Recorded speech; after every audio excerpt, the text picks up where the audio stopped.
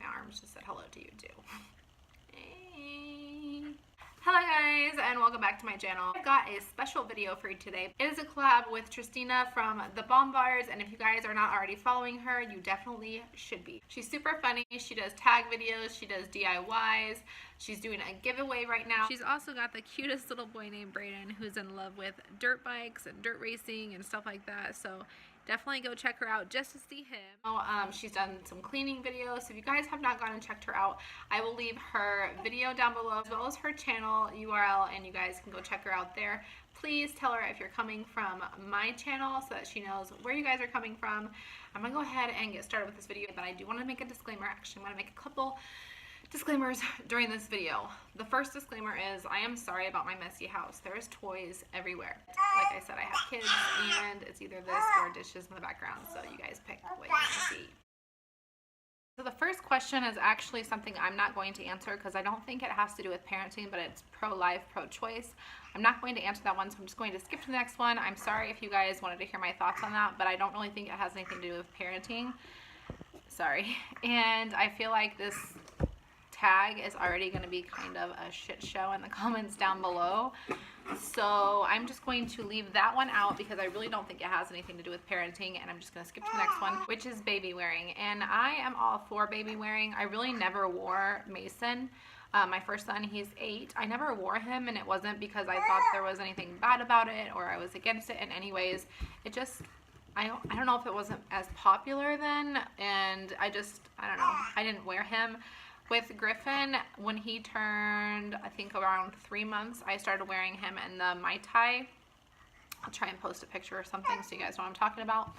And I do have a Moby wrap that a friend let me borrow, but I prefer the Mai Tai over that. I don't really like the Moby wrap. So yeah, I'm all for baby wear. I really don't wear him often. I wear him like when there's nothing else that can be done for him, like if he's teething, he has an ear infection, something like that, and putting him down just really is an option. That's usually when I baby wear, but I'm all for it. The next question, or the next, I guess, topic, is circumcision. And I feel like this one's gonna get some flack no matter which way you answer, but I guess I would technically be for circumcision. I don't know if I'm really like against or for any of these. I don't know. I guess I haven't really gone through to see them. So yeah, as far as circumcision, I guess I would be for it, but I'm saying I guess I would be for it because this is so weird and probably a lot of information, but with Mason, he was not circumcised, and there's actually a reason for that. He was born with he's getting into stuff.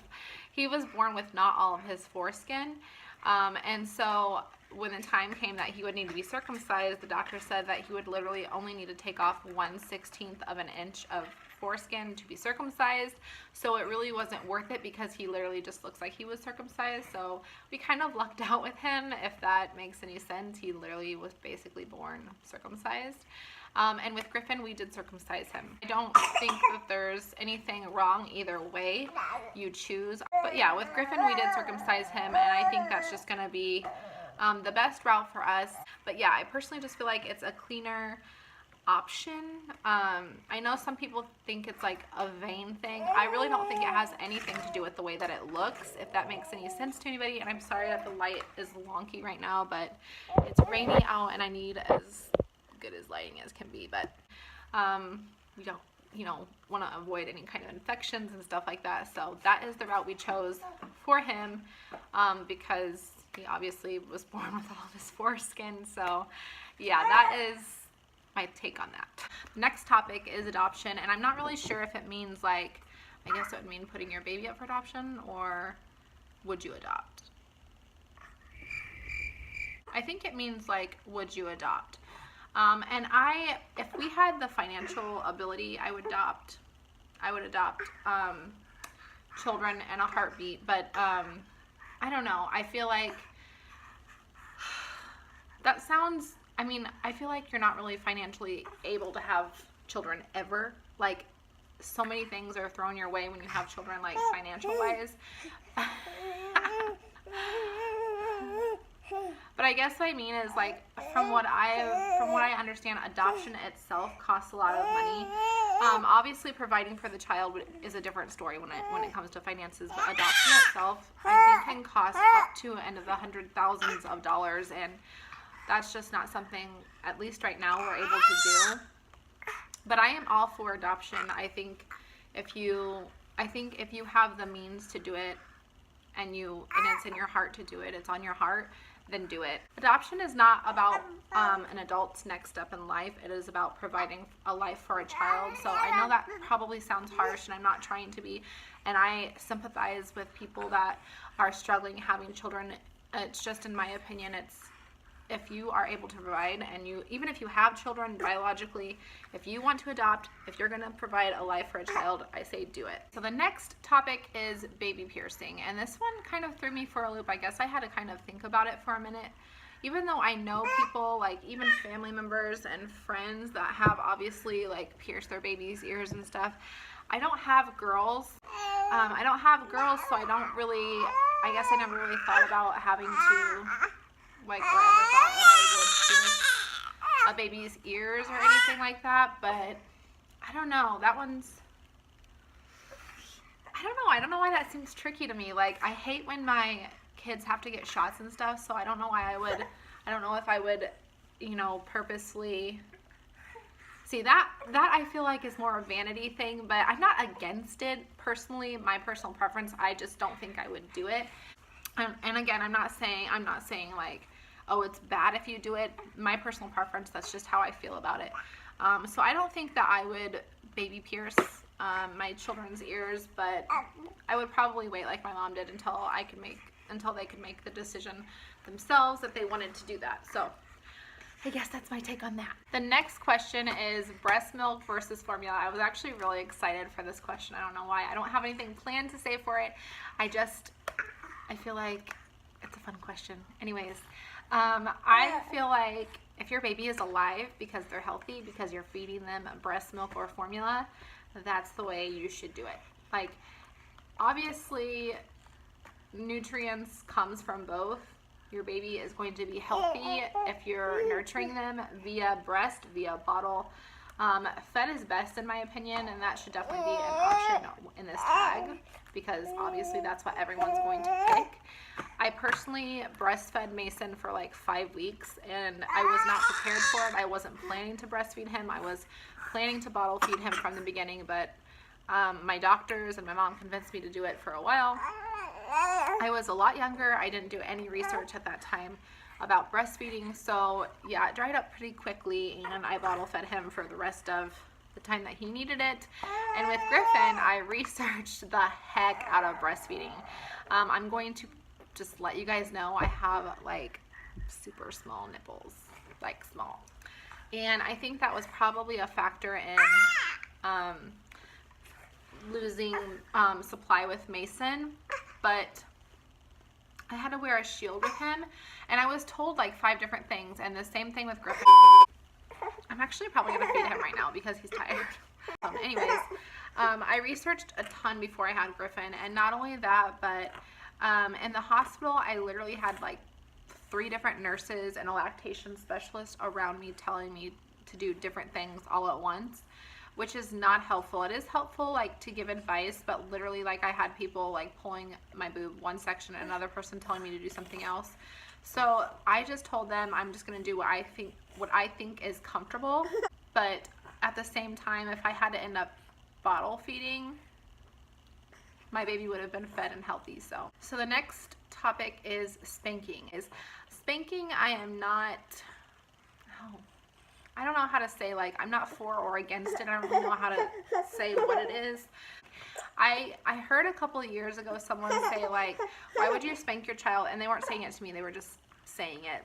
But they said, why would you spank your child? That's like you hitting, like we are told not to hit people, like as older children, you're told not to hit people, even if they're doing something you don't like. And I feel like with spanking, that's kind of what that is, and you're just teaching your child to do what you tell them not to do.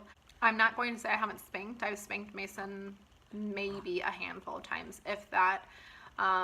Some children just don't take to it, and he never did, which I'm kind of glad, because then I heard what I heard. But if you spank your child, I guess if you're doing it to like stop them from like getting hurt right away or something like that, I guess I don't see anything wrong with it. But if you're doing it to inflict pain, I personally feel like that's abuse. But that one's a tricky one for me, I guess. I'm just gonna move on now. Next topic is co-sleeping. And with Mason, we literally put him in the crib at like a month old, maybe even sooner. No, probably a month old, and he was like set and good to go. And thank God, because I love sleep. But with Griffin, we co-sleep right now. We've been co-sleeping since he was like 4 months old. Hit the 4-month sleep regression, and then all hell broke loose, and literally we've been co-sleeping ever since. I will say the downfall to co-sleeping obviously is alone time. Yeah, I mean, I'm for it. I'm not against it. If it works for you, I say do it. And the next one, homeschool versus public school. So for 2 years, we public schooled Mason, and the first year went pretty well, and the second year was a nightmare. I asked you guys on Instagram, actually, if you guys wanted to see this tag or the story of why I homeschool, and you guys picked this one first. I will do a homeschool, like, story time, like why I homeschool, but that's for a whole nother video. But anyways, yeah, I am for either, or if your child is getting a good education and they're safe. Like I said, we public schooled for 2 years, and I homeschool now. I won't get into it on why until the next video, but I am for either. If you are comfortable with your child where they are in public school, I'm not against public school is what I should say. I definitely have a different look at homeschool now. I obviously didn't homeschool before, so I didn't like look negatively upon it before, but I was just kind of like, I don't understand why people homeschool, and now I do.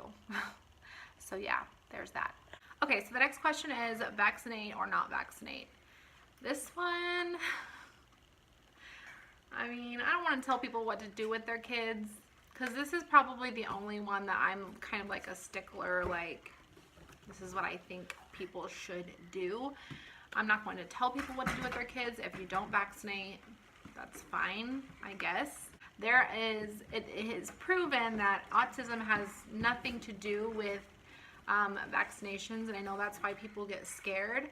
I guess there's some other reasons that people get scared too. But in my opinion, in my humbling opinion, I don't think that you should not vaccinate your children. I think you should vaccinate. Because first of all, there is nothing wrong with having autism. And I'll get into that another day. But there's nothing wrong with having autism, and having autism, like being scared of getting like your child having autism, should not detour you from keeping your child alive. I would just think, as a good human being, first of all, keep your kid alive, and then maybe like look out for the health of commonwealth, the health of the common people. I don't know what I'm trying to say. Anyways, I'm not judging you if you don't vaccinate. My personal opinion is that you should vaccinate. If you don't, you obviously have your reasons for it, and I guess maybe I need to just read up a little bit more. I do research on it quite a bit, actually, and I've talked to my doctor. I've talked to my doctor quite a bit, because yeah, I mean, obviously there's so many articles and stuff out there that can lead people in certain directions, but I personally vaccinate, so yeah. The next topic of discussion is medicating children. I'm not sure exactly what that means, other than like, do you use medicine for your children? And yeah, I do. I use like Tylenol when they have a fever, or ibuprofen, or whatever the doctor recommends, because they're doctors. Like, I use medicine as recommended by our pediatrician. I don't know. I don't see why you wouldn't medicate your child if it was okay to do so, and I don't know. This child needs medicated right now. You're just being a stinker. You don't feel good. So the next question is cloth diapers or disposable diapers. Here, want to put this? cloth diapers or disposable diapers, and I am 100% disposable diapers for myself. I totally get the aspect of why people would want to do cloth diapers, and I think if you can do it and it's what you're about, do it. It definitely saves you some money. But my kids, I could not do disposable diapers to save my life. You can stomach it and it works for you. I personally, it's not for me. Okay, the last question or the last topic is the cry it out method. Probably something that's going to start another shit show in the comments, but I would say if you are doing it, and I don't really want to say correctly because I feel like someone's going to be like, there's not a correct way to do it, that's just wrong. But if you are doing it in a way that's loving and, I don't really know what I'm trying to say. If you're doing it correctly, I'm just going to say correctly, and by your pediatrician's recommendation, I really don't see anything wrong with it.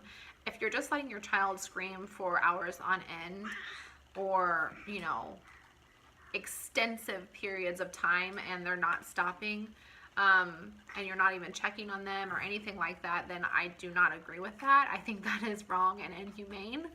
But if you are letting them, if they're fed, they're changed, they're, nothing is seemingly actually wrong with them, and you're letting them cry for 5 or 10 minutes, I would say max like 15 minutes. I don't think I even go that long, but if you're letting them cry for just a little bit of a period of time and checking on them, making sure they have everything they need and they're not needing or wanting anything else, I personally don't see anything wrong with that.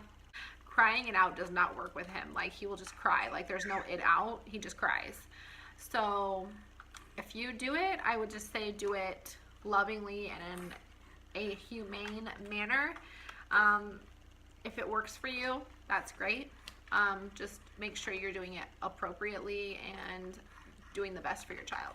So that is it for this tag. I hope you guys enjoyed it. I hope you guys aren't too upset with the answers. If you are, please just remember, I'm not telling you how to do anything. And these are my kids, and I'm doing what's best for my kids and our family and their lives. So just realize that we are looking at when I choose what I'm doing it what's best now and what I think is going to be best in the long run. So again, I'm not telling you how to parent your children. Ouch, don't pinch. No pinch. I'm not telling you how to parent your children. I'm just telling you what I do, and basically, yeah. I hope you guys enjoyed this video. Again, go check out Tristina from the Bombards. Like I said, I will leave her video and her channel down below so you guys can check her out. She's also on Instagram, so be sure to follow her on there. And I will see you guys in the next video. Hopefully he's going to be sleeping. Bye.